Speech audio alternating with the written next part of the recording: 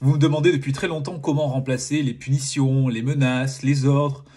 Eh bien, j'ai fait un document synthétique sous forme de carte mentale dans lequel vous allez trouver les méthodes qui sont issues de l'éducation bienveillante, comme la formulation positive, la proposition de choix, etc. Mais aussi des phrases qui vont vous guider et vous inspirer pour justement utiliser ces méthodes. Cet outil il se présente comme ceci. Donc c'est une carte mentale, comme je l'évoquais.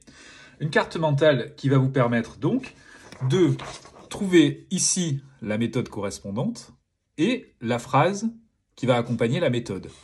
Par exemple, on dit écouter avant d'être écouté parce qu'un enfant, notamment qui ressent une grosse émotion, n'est pas en capacité de se concentrer et de pouvoir réfléchir à ce qu'on lui dit. Donc la première étape, avant toute chose, c'est de s'assurer que l'enfant est dans une bonne disposition pour pouvoir comprendre ce qu'on lui dit. Donc on va lui dire avec compassion, c'est difficile pour toi, n'est-ce pas? Est-ce que tu veux en parler? Est-ce que tu as besoin d'un câlin pour te réconforter?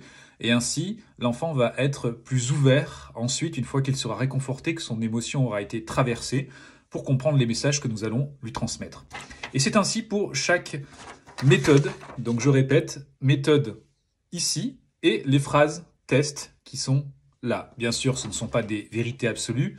Et chaque enfant et chaque situation étant différente, on va donc adapter cette approche. Mais au moins, vous aurez le choix de vos méthodes et vous saurez qu'il existe des méthodes pour éviter justement de rentrer dans des rapports de force avec les enfants et donc de favoriser la collaboration. Cet outil est en téléchargement sur le site Utip et il est en participation libre et consciente. Merci pour votre soutien.